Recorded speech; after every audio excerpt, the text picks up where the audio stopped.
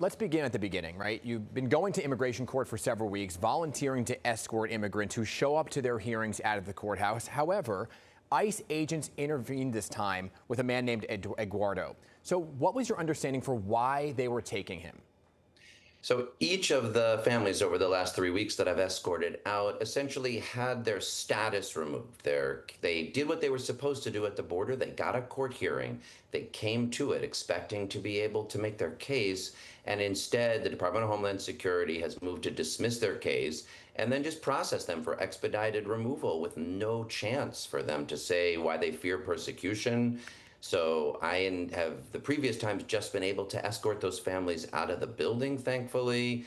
In this case, it was just asking to see the judicial warrant to try to make sure we follow due process. I mean, that's a critical part of the rule of law. So let me ask you this, Mr. Lender, because the federal agents now are saying, well, they didn't necessarily need a warrant because they're in a courthouse and that's not breaking any law, that they didn't need to show a warrant. What's your response to that? Did they need to show one?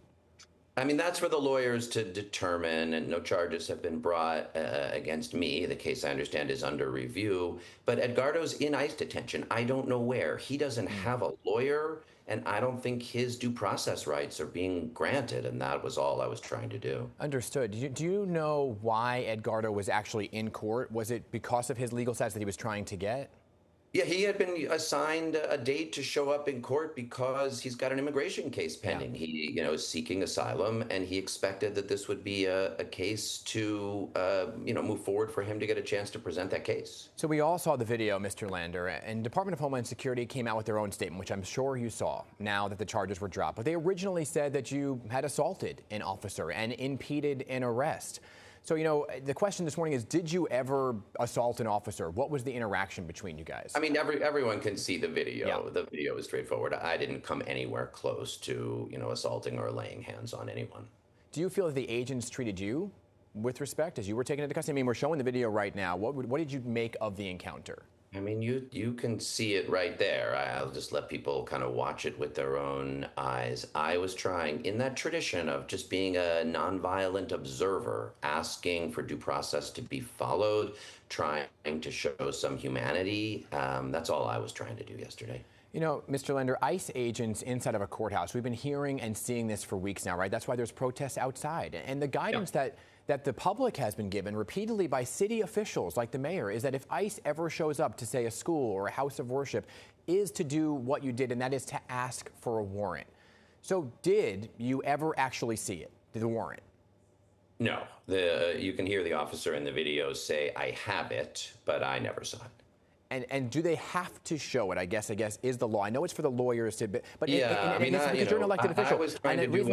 The reason I'm asking is because if this happens at, say, a school or somewhere else, and you aren't there, who was an elected official, and they ask for the warrant, what is the law? Yeah.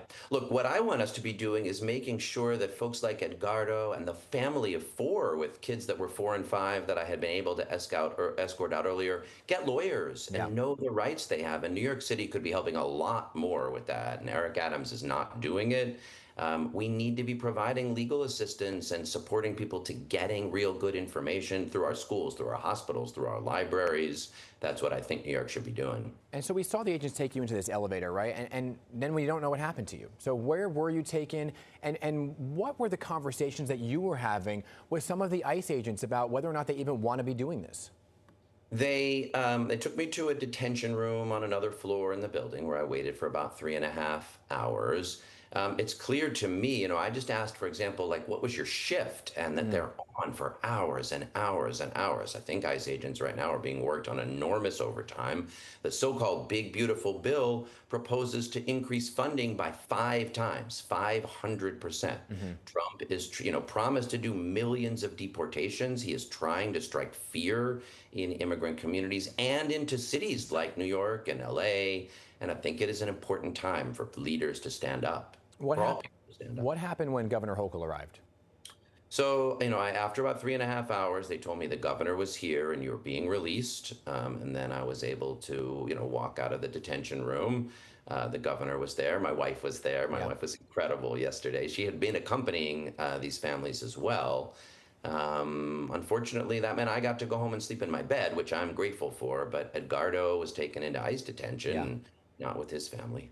Many of your mayoral opponents either came down and put out statements or they supported you in person. Mayor Adams put out a statement through his spokesperson saying that today should not be about Brad Lander. So did he, the mayor, that is, ever call you and speak to you about what happened? Never. I mean, I'm grateful the other candidates came out to support me or at least issued a statement. The fact that this mayor who has bent the knee to Donald Trump, who in my opinion has essentially sold out immigrant New Yorkers, yeah, he should have helped Edgardo have a lawyer. He should make sure in our schools people are learning their rights. He should be making sure that New York is protecting New Yorkers, and to choose it as a day to just throw another childish shot at me, it's appalling. It really shows why he is a failed leader of this city. So looking at everything now that's happened, I know you last time I spoke to you, you were telling me that you've been doing these visits to the immigration court. Will you go back after what happened? I will go back, and I urge others to do it as well. There were, I don't know, 100,000 New Yorkers out in the streets saying no kings over the weekend. If people will show up and say, I'm going to observe peacefully, I want to try to bear witness and be an escort, I think we can make sure that this stays a city that deserves that statue out in the harbor that says, here's how we do things in New York. And I do want to get your thoughts on your message to those who are fearful, right? They're given this court date. They're trying to follow the law and then show up. And as Governor Hochul described it, she called them sitting ducks, right, when they walk out. So what is your message? I mean, Mayor Adams has come out and said, look, make sure you call 911, go to court, go to school. But people there's a real fear out there. So what is your message to those folks? Well, one thing I was encouraged to hear the governor say yesterday was that she's going to make sure there's $50 million more. I've been pushing for the city to do $200 million because we're talking, let's remember 40% of New Yorkers are immigrants. So reach out and get an attorney or get some help so that you can have the best advice on your case. Keep sending your kids to school, show up in court, and let's provide the legal resources to make sure you know your rights. And you're okay with them going after the worst of the worst criminals, just not folks who are showing up to court? When people have been convicted or of a serious or violent crime, of course, the sanctuary laws allow for that cooperation. The NYPD has to go after people who are committing crimes, but that is not the folks who are showing up to these hearings. They are doing exactly what we've asked them to. Okay, Mr. Lander, I know it's been a very busy 24 hours for you. I appreciate your time this morning. Good to see you. Thank you, Dan.